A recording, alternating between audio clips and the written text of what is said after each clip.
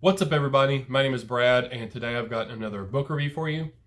Today's book is part of the Camathon read-along that was for the month of November, and this is Disco Deathtrap by Roubique. And just starting out with the cover of the book, I really am digging the cover. Roubique, he's actually an artist as well, and he painted this.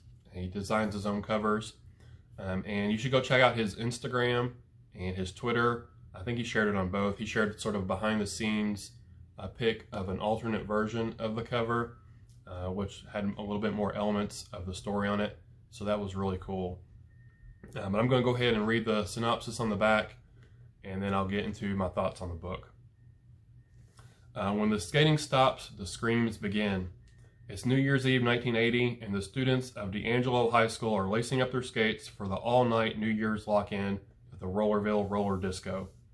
Some of them are just wanting to skate and dance the night away to the pounding disco music. Some want to pull a few pranks and have a few laughs. For others, like Dan Parsons, tonight is a chance to move on and forget about his ex-girlfriend. Maybe even flirt a little with Denise, the cute girl behind the snack counter. It seems like nothing can go wrong. But there's a massive blizzard raging outside. Thick snow and ice are piling up against all the doors. There are those rumors that Rollerville was built over part of the old graveyard next door, and someone out there is watching. Also, a strange homeless man in the parking lot says that tonight will be the start of the so-called Year of Blood. A night of skating and New Year's fun is about to turn into a night of violence and bloody mayhem in Disco Deathtrap. Slasher fans rejoice. Old school horror is back. So this is sort of touted as a love letter to 80s slasher films, and I totally think that it delivers on that promise. 80s slasher films are some of my favorite horror movies. I like them even more than, sort of the modern horror movies. There's something about the 80s horror films that, I don't know, there's some about them that I just really love. And this definitely delivers on that. It does feel like an 80s horror slasher film was put down on paper. It sort of checks, has all the tropes in it, and sometimes tropes can be a good thing, sometimes they can be a bad thing. For this, I felt like they were a good thing, since it is, a love letter to 80s slasher films. Those tropes felt necessary, they felt nostalgic when they happened. I really enjoy the tropes in this. It also sort of checks all the social boxes for who you would find in those old horror movies.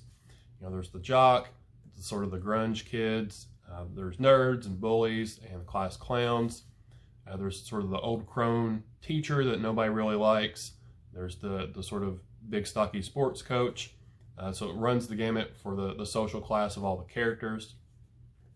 And I thought Cameron did a really good job of making you care for the characters, giving them personality. They didn't seem flat or one-dimensional to me. They did have a little bit of depth to them for what would be in a horror book. And then the setting is great. The Rollerville, the old school roller disco, with the disco ball and everybody skating around. And then, the trap, if you will. There's a blizzard outside. It's snowing. I think in the book it says it snows like 3 feet. And, the doors and stuff get frozen over, so they can't get out. And then, of course, there's a psycho killer on the loose, and you can't escape. And so it's that survival story of, people hiding, people trying to escape, all in this sort of confined space, which is sort of typical for, those old school horror movies. Like I said, I really enjoyed it. There are parts of it where, I was rooting. There were some characters who were trying to escape, and I was rooting for them. But in the back of my mind, I knew that their outcome probably wasn't going to be good because of the way the story was going. In those movies, a lot of people don't make it out alive. So I was rooting for them. I was like, I don't know if they're going to make it. So he did a good job of making me care, and I hope they get away. I hope they get away. I hope they get away. We'll see if they actually get away or not. If you love, blood and violence in your books, this book has tons of blood and violence and gore. One, I guess, little nitpick I had about it is a lot of the kills were repetitive. There's a lot of throat slashing and strangling in the book as far as how the killer kills people, which is fine, but it did feel a little repetitive to me. I felt like there could have maybe been a few more sort of special kills, if you will, sort of scenes set up. But there's a lot of slashing and throat cutting and strangulation in here. So I feel like that maybe could have been switched up a little bit, but it didn't really detract from the book. It was just something I noticed it was a little repetitive. I guess one other little nitpick is I did sort of predict who the killer wound up being a little bit before it happened. But in saying that, you know, in those old 80s slasher films, a lot of times you knew or were able to predict who the killer was. So I'm not going to knock it for that, because I felt like that felt in line with the sort of vibe and feeling he's trying to create in sort of this love letter to those types of movies. Overall, it was a really fun, you know, bloody, entertaining ride. I highly recommend it. I am going to give it 4 stars. Like I said, if you love those old school horror slasher movies, I definitely think that you'll like this. It was fun, entertaining. It was a quick read. And like I said, it was just full of bloody violence and goodness and all that kind of stuff. There's one small note I want to say. And in here is just sort of a throwaway sentence. But for me, I really enjoyed it. Like I've said before, and this is off on a tangent, this has nothing to do with the book, but I love Dungeons and Dragons, and the thing I love most about that is the world building. And there's one line in here where it just mentions a golf course at Indian Hills is a location that's really close to here, or maybe in the same town, and that is the setting for his other book, Golf Curse. So I love that world building, you know, that these two stories are connected, at least in the same world. And that was a really simple, you know, just one sentence mention of another location that really made me, I really appreciated that. I really love the world building. And I looked it up. This book takes place a little bit after this book, like 5 months or so. So I'm not sure if the characters in here, if there's any of the same characters or anything, but I know it's the same world. And to me, that is really fun. When an author is creating a universe or a world, I really like that. But that's really all I have to say about Disco Deathtrap. Like I said, if you love 80s slasher films, I think you'll really enjoy this.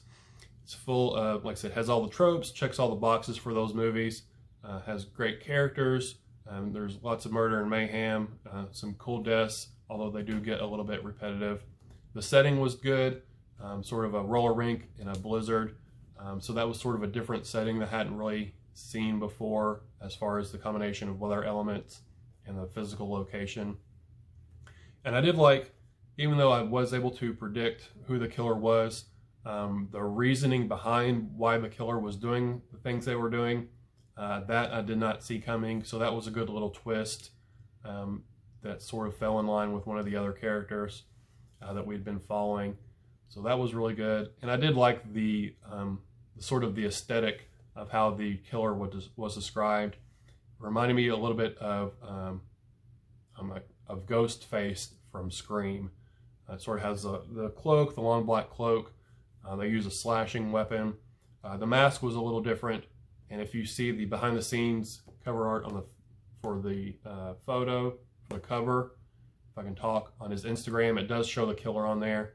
It's sort of got like a skeletal death face that's sort of rotting with worms in it and stuff. The killer's look was really cool, and I enjoy that. I always like a good looking bad guy, like Jason, Myers, Scream. Even though it's super simple, the Scream mask is one of my favorite masks. And I feel like this is a really good, it's simple, but it is very evocative, very visually pleasing. I liked it a lot. But like I said, I think that's all I have to say about it. I don't want to really give any spoilers away, but this is a 4-star read for me. I will be reading his next book. I'm looking forward to reading that one. But this has been Disco Deathtrap by Cameron Roubique. If you have read this, I'd like to hear your thoughts about it down in the comment section below. What you liked about it, what you didn't like about it, all that kind of stuff.